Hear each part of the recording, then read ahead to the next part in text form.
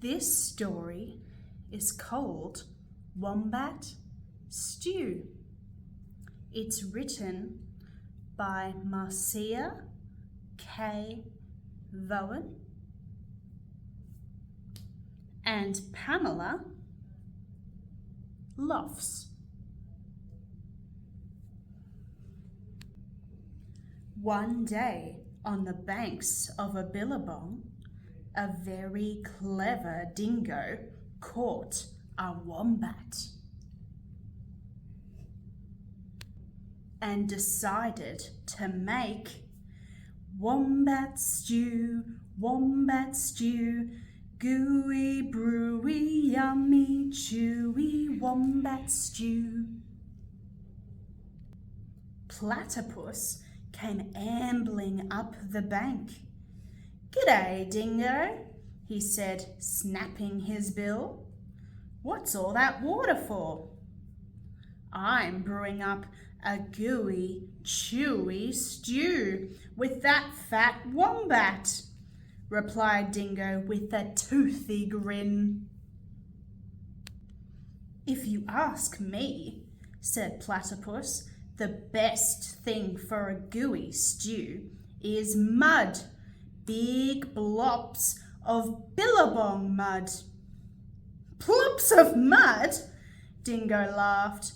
"What a good idea. Righto, in they go." So Platypus scooped up big blops of mud with his tail and tipped them into the billy can. Around the bubbling billy, Dingo danced and sang, "Wombat stew, gooey, brewy, yummy, chewy wombat stew." Waltzing out from the shade of the ironbarks came Emu. She arched her graceful neck over the brew. "Oh, Dingo," she fluttered, "what have we here?" "Gooey, chewy wombat stew," boasted Dingo. "Oh, if only it were a bit more chewy," she sighed. "But don't worry, a few feathers will set it right." "Feathers?" Dingo smiled. "That would be chewy. Righto, in they go." So into the gooey brew, Emu dropped her finest feathers. Around and around the bubbling billy, Dingo danced and sang, "Wombat stew, crunchy munchy for my lunchy wombat stew." Old Blue Tongue the lizard came sliding off his sun-soaked stone. "Silly Dingo," he hissed. "There are no flies in this stew. Can't be a wombat stew without crunchy flies in it." And he stuck out his bright blue tongue. "There's a lot to be said for flies," agreed Dingo, rubbing his paws together. "Righto, in they go." So Lizard snapped 100 flies from the air with his long tongue and flipped them into the gooey, chewy stew. Around and around and around the bubbling billy, Dingo danced and sang, "Wombat stew, crunchy munchy for my lunchy wombat stew." Up through the red dust popped Echidna.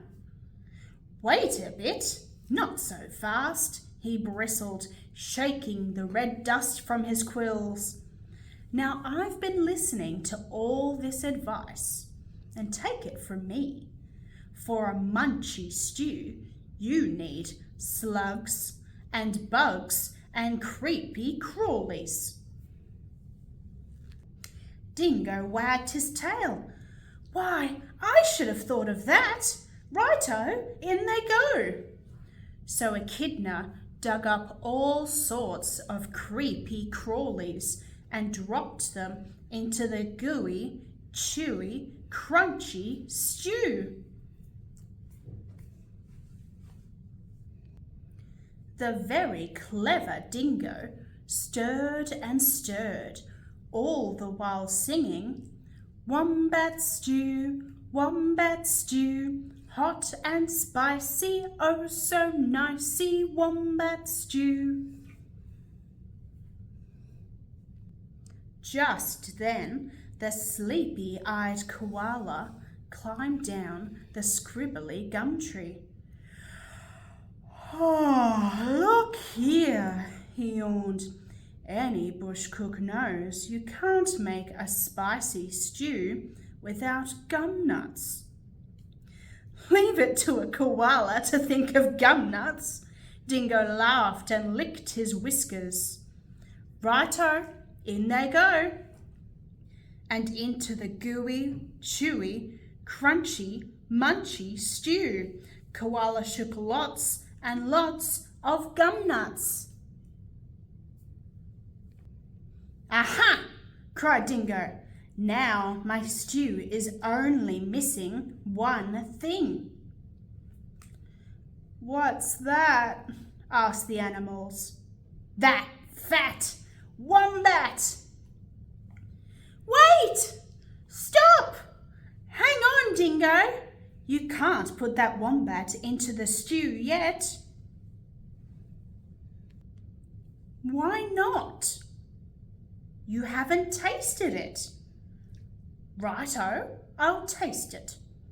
And that very clever dingo bent over the billy and took a great big slurp of stew.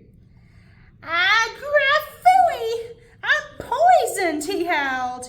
"You've all tricked me."